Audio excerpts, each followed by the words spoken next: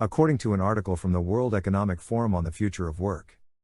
For generations, we have spent the first third of our lives acquiring the college degrees we need to find jobs.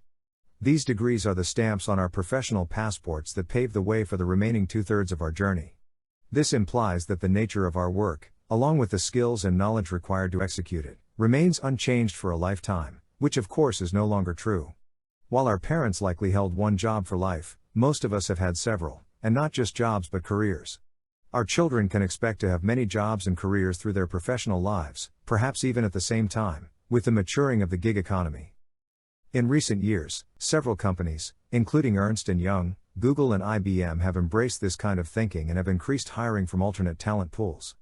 Several more are investing in continuous learning for the workforce. The BAT certificate can start students on the path to a career as an accounting professional. Accounting technicians in public practice spend most of their time writing up transactions, preparing working papers, and compiling financial statements.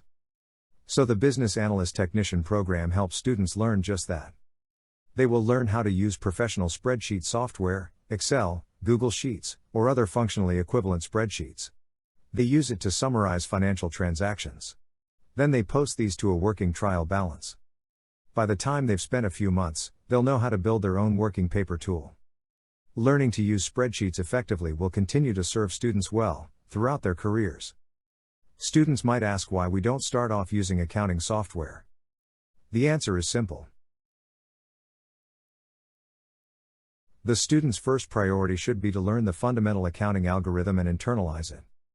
Often software applications obscure what is happening. They're a kind of black box that does everything for you. If you rely too much on the tool, you'll never know what results to expect. Of course, accounting software is very worthwhile. But not until the company is ready for it. If you're going to implement a computerized accounting system, you'll need to train the software to categorize transactions correctly.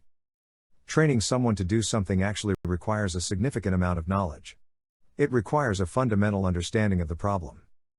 This is particularly true when the person you're training is as stupid as a computer. The goal here is for students to internalize the fundamental accounting equation. Only then will they be competent to train the accounting software. While accounting technicians do accounting, they also need a basic understanding of business and commercial law. You need to be able to answer questions like this. What is a business? And what kinds of organizations operate businesses? What is a corporation? What is a partnership? What is the difference between an employee and a contractor? What's a gig worker, and are they employees or contractors? Canada, as a former British colony, has the British common law built into its DNA. And so do the Americans to our south. Most colleges and universities do a creditable job of putting together introductory business and commercial law courses, and students who have taken such a course will certainly benefit from that exposure. However, our approach is quite a bit different. First, this course contains publicly available information from the internet published by a variety of sources that include federal and provincial government websites, as well as those of reputable law firms practicing in Canada. There is also an online resource covering all Canadian legislation, as well as cases from the last 25 years. Of course, the issues are often complex. We hope that students will gain an appreciation for the difficulty of many of these issues and eventually, as managers or practitioners, understand when it is appropriate to seek professional advice. Regardless, they will have this online resource as a place to start. Second, we employ virtual faculty. Our primary textbook was actually written by an American, Rachel Spooner, associate professor at Boston College. It is available as an Audible book from Amazon, with an accompanying set of notes in PDF format for a cost of about $30. There are of course differences between US and Canadian legal systems.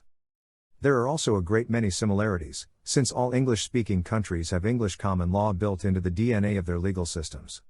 As a result, most of the principles and many precedents apply in Canada as well. We use Ms. Spooner's textbook as a place to start, and compare with Canadian sources to determine where differences exist.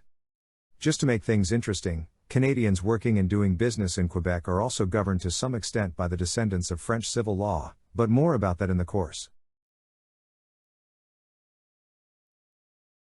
Payroll and income tax functions are generally outsourced to external service providers by small businesses, as shown in this slide. The more employees, the greater the percentage of firms that outsource the service. But the work is outsourced to different kinds of service providers, and for different reasons. Income tax can be exceedingly complex, and most businesses choose to outsource to a CPA in public practice once a year. This tendency increases as companies grow. Payroll is generally outsourced to payroll specialists. The work must be done at least monthly and is repetitive and scalable. Most service providers are highly cost-effective. In other words, payroll specialists provide good value. The tendency to outsource payroll also increases as companies get bigger. By contrast, sales tax is increasingly done in-house as companies grow. This work is also done monthly.